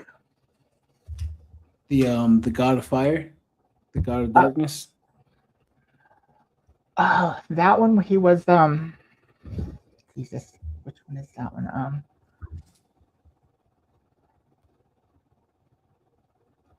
That one I was at home. It was one of my visits back home on the res, and there was like a skinwalker that had come around, and I kind of thought, I was like, what? I was at that time, I was still trying to figure out what it is that they were looking for, what their objective was. Um, it was early in the morning, and I remember he came into the living room, like he just kind of like walked in like by the door, and he spoke in Navajo, and he because I had something on my hand, like there was something placed on me, and I made the um I had like some ash on my hand. It was like just pick it up, so I picked it up. It You can't really see it like when you look at it, but when you like squeeze your hand, you can feel it. Like there was an object. It was kind of it was so weird. Um, before I could even like make heads or tails of it, that thing walked in. He's um he's completely black, but the outline of him was blue. Like when lightning strikes, and you know how the blue flash it makes? It was like that. He was outlined in blue, but he's black. And this was like before the sun rose. It was like right when the sun was gonna like come up. He came in because I was freaking out when I went back to the house. I was like, oh my god, there's something over there. Something came by last night. And um, when I went inside the house, and I was gonna tell my parents that, like, he walked in from the side door, and he goes, that thing you have in your hand, give that to me. And again, like I said, before I could see what it was, I just reached out and he took it. And he goes, this is not meant to be used like this. That's not what it's for. And then as he was turning away, he stopped and he looked at me and he goes, what did he say? There's very few people like you in this world. And then that was it. He walked out the door and I never saw him again. I thought that was weird. Like, I'm questioning myself. Okay, I'm either I didn't eat something, I need a Snicker, or is my blood sugar levels low? Like, I was questioning myself big time. Like, that's not normal. That's not. But then again, like I said, I've seen a lot of weird things to where I wasn't really scared. I was just trying to rationalize it to myself. Like, what did I see? Was that really what that is? And yeah, it's most of the things that I've seen are like the deities from our story of creation. Um, I've seen water babies. They there's different types of water babies. There are those that drown. They're not nice. They seek to hurt you. And then there are the other ones that are um, I'm assuming those are the water monsters babies. They they look like chubby kids, like chubby little kids playing in the water. And like I remember hearing it laugh. then I kind of thought, and mind you, this wasn't back home. This is when I was out in Florida, when I was out in the ocean. We were down at the beach, and I was sitting out there, and then I heard like splashing, and I'm like thinking, there's no kids around here. There's nobody in the water. Then I looked over, and then that's when I saw two chubby little kids like swimming in the water, and one of them, they're both laughing. And I'm like thinking, okay, that's what I hear, but I'm looking around and nobody else sees them. And I remember one of them laughed and said, in Navajo, Ada Odin Kisa, Jean Nanashki. And I kind of thought, I did not hear that. And then I kind of glanced back over and they both went under, and that was it. And then like a few minutes later, like I saw a pod of dolphins swim right through that same area. And I just thought, that's either I'm losing my grip on reality or this is interesting, of what I see. And I thought to myself, so when I got home, I told my parents, and my parents were like, how is it that you can, it's always interesting to hear your stories because you have these experiences. And I'm like, sometimes I question myself because one of my friends was like, it sounds like you have schizophrenia. And I'm like, if I had schizophrenia, I would tell you how many different personalities I would have, and I would need to be heavily medicated, but I'm not near that spectrum of, reality. But then again, there's always people out there that will belittle what you see, what your experience is, just so, they rationalize it because the world we live in, the world of academia, will not believe what you see until they have a dead body that they can dissect and examine. They can touch it physically. They'll recognize it.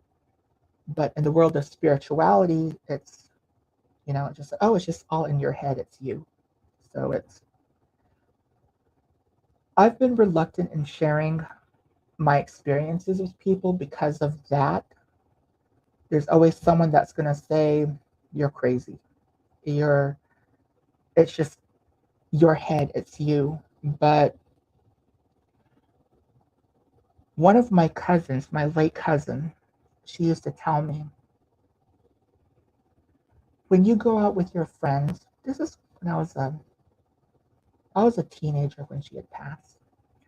And she used to always tell me, when you go out with your friends, be careful where you're at because I know you guys always go to bonfire parties. Just be mindful because you're going to see stuff out there at night. You're going to see something that's going to come around and, watch you. And I was like, can you be more specific? And she goes, when you think about it, a lot of our relatives that are, that are Galanis, they share stories saying, oh, I seen this when I was out there. I saw this. I talked to something like this. And we're always so quick to write them off. Oh, they were just drinking. Oh, they were the Hayashi, they're just imagining it. But she would always tell me, she goes, they see stuff like that because it's you're in a vulnerable state. So that's why they kind of make themselves known. They show themselves to those people because they know that when they recollect their story and their experience, everybody's going to write them off as, oh, they were under the influence. So there's a legitimate excuse right there, a legitimate cover-up. So when people tell you stories like that, some people that that drink, when they tell stories like that, she goes, believe what they're telling you because they genuinely did see something. And that's just kind of how they maintain their anonymity, I guess. And I thought, yeah, I know that really does have some truth to that. That they do see stuff like that, and we're always so quick to take their story as a figment of their imagination.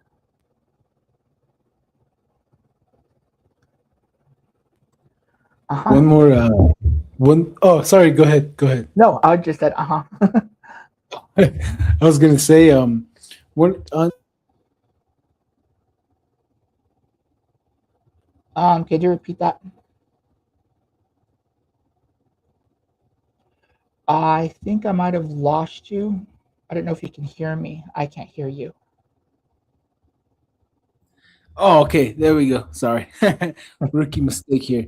Um uh one of the things that I remember you telling me about that story, the god of fire, the god of darkness, you said that he was giving off blue, like a blue orb or blue aura type of deal. He was giving off a blue light, and I've Mhm. heard that quite a few times. And I was wondering if you could give us a little detail on what kind of aura he was giving off, what kind of It light he was. was giving.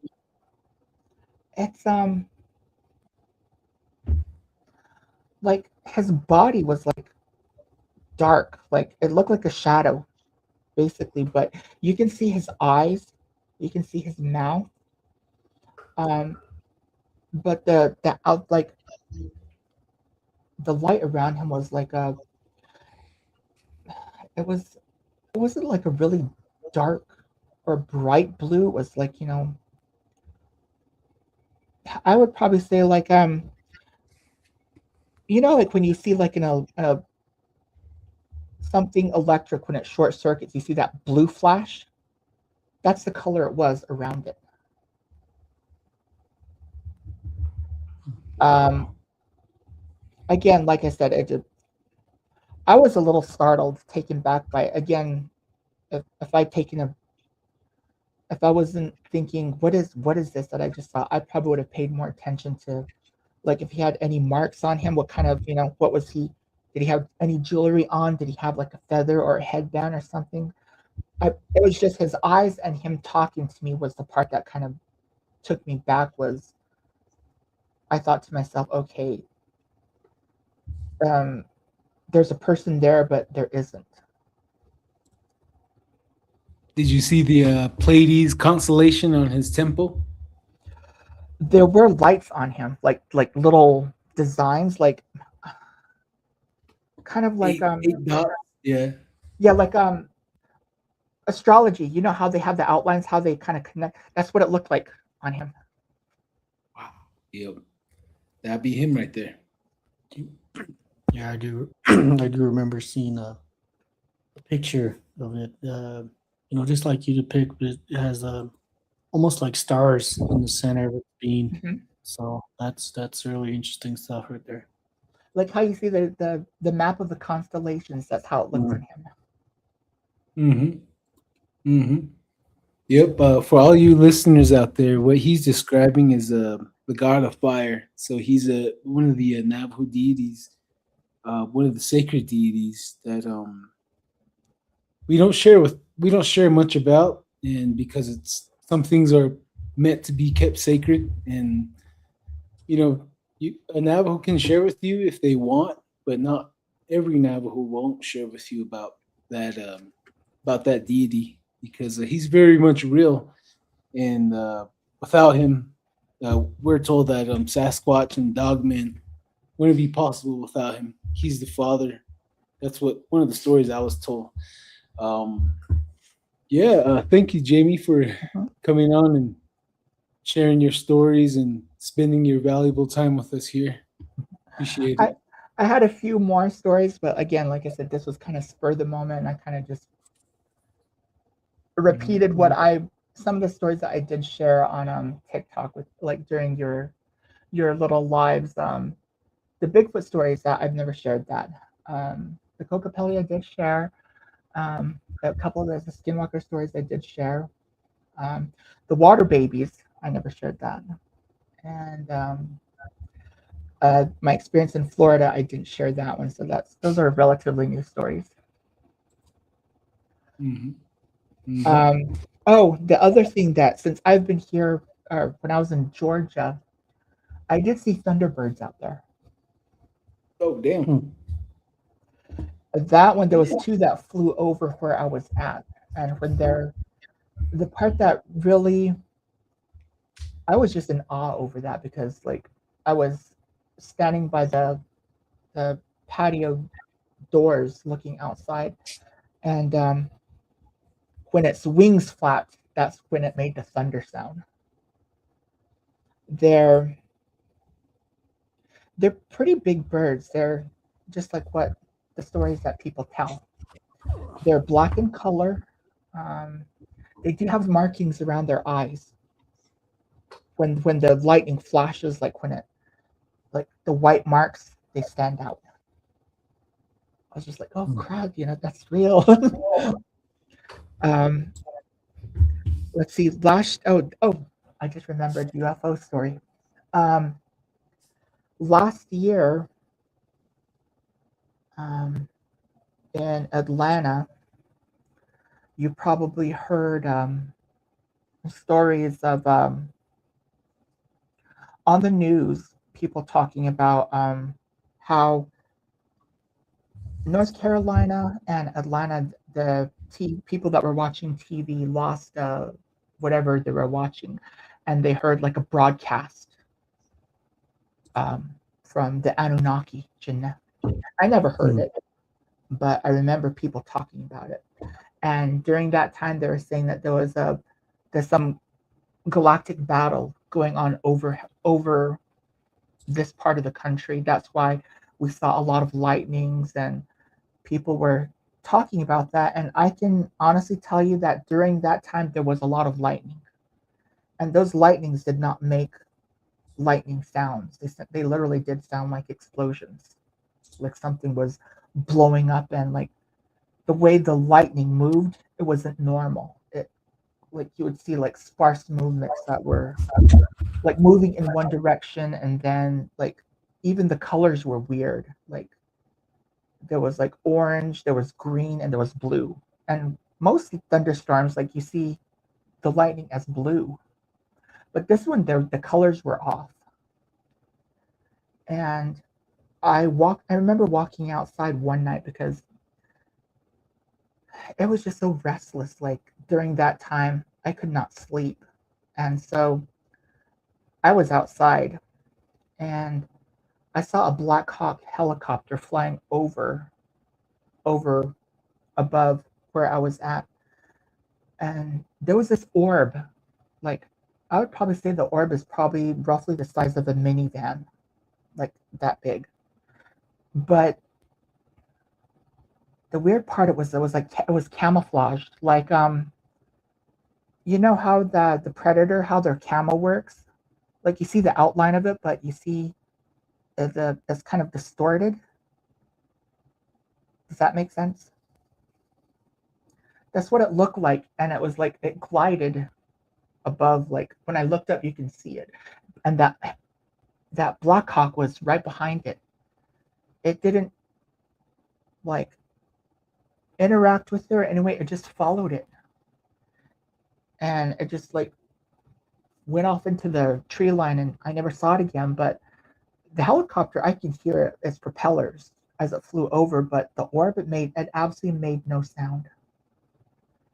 And I was just like, oh my God, what people were saying, fireballs and, these strange orbs like in the Atlanta area. Yeah, it happened because I just saw that one that Black Hawk helicopter was following. So I just kind of thought, hey, E.T. Yeah. We're gonna finish out this year, but as soon as we finish out this year, next year I really want to put together another schedule where we can line up a lot of the such as yourself, a lot of great storytellers and people that have amazing stories and accounts, and would be an honor to have you back on again. Yeah, I kind of had a timeline of stories that I did want to share, but then again, I kind of spaced it out and I kind of came on unprepared. So I wasn't thinking that we were actually going to do this. It was kind of like last minute when you were like telling me, oh, it's going to be tonight at this time. And I thought, it's going to be 10 o'clock my time and it's going to be late. And I didn't know if I'm going to catch it because I might have to wake up early tomorrow to go to work, but I didn't have to tonight. So I was just like, okay. So yeah, I was a bit unprepared. with a lot of my stories, so it's kind of scattered. Oh, it's all good. It's all good. You can. We'll definitely.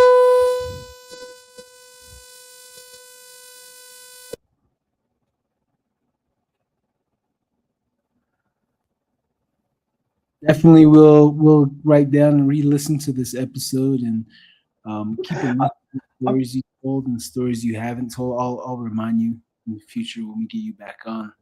I'm probably gonna listen to myself like, ew, that's what I sound like. It's all good. It's all good. But yeah, other than that, though, we're gonna close up the show right now and probably call it a night. Yeah.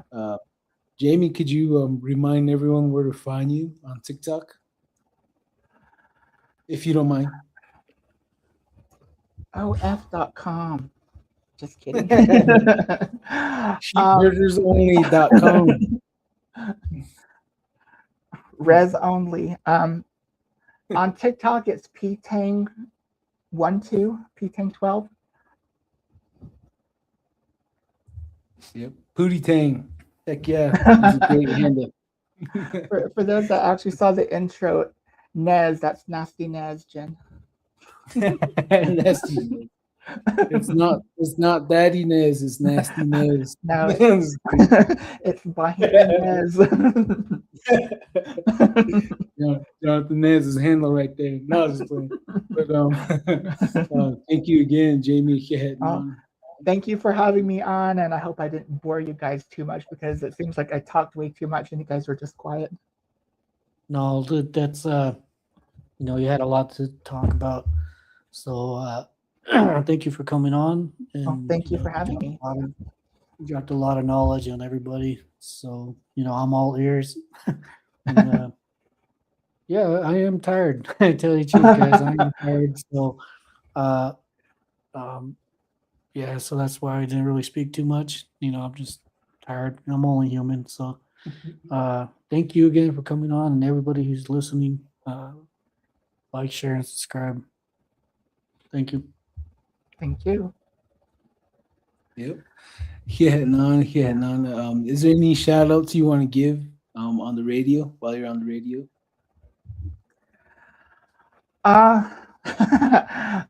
Thank you for listening, everybody out there. Chiji Navajos. I'm sure I'll probably be sharing some more stories with you guys. Again, there's a lot of stuff that I left out, but there's always a part 2. You gotta leave them wanting more. Oh yeah, leave them wanting more. That's for sure. Yeah. There's more questions that I have yet to ask you. Yeah. And that can be part 2 or part 3. Who knows how many times. But this is a radio show and it's unscripted and it's live. So we'll be looking forward to get you back in pretty soon. Yeah, maybe I'll share my sheep cap story with the others. Oh yeah, the sheep camp stories we had one time at sheep camp. They want to know what happened there. No, but make sure you leave them on a cliffhanger. Right. But yeah, yeah. Thank you for coming on again. I'm gonna close this out there. Right. You want to say laters to all the listeners again?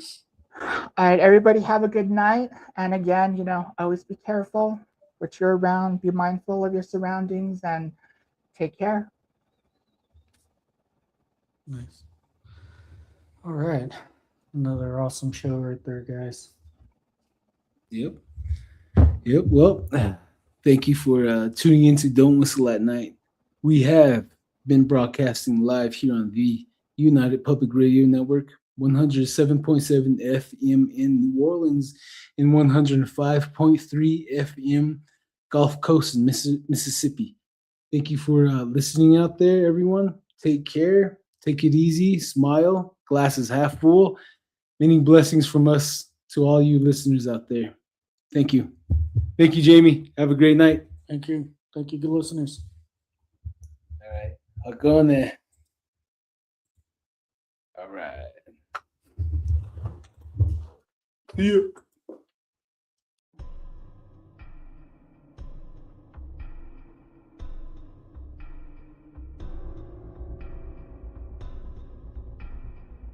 Welcome to Don't Whistle at Night podcast, where Navajo legends echo in the shadows.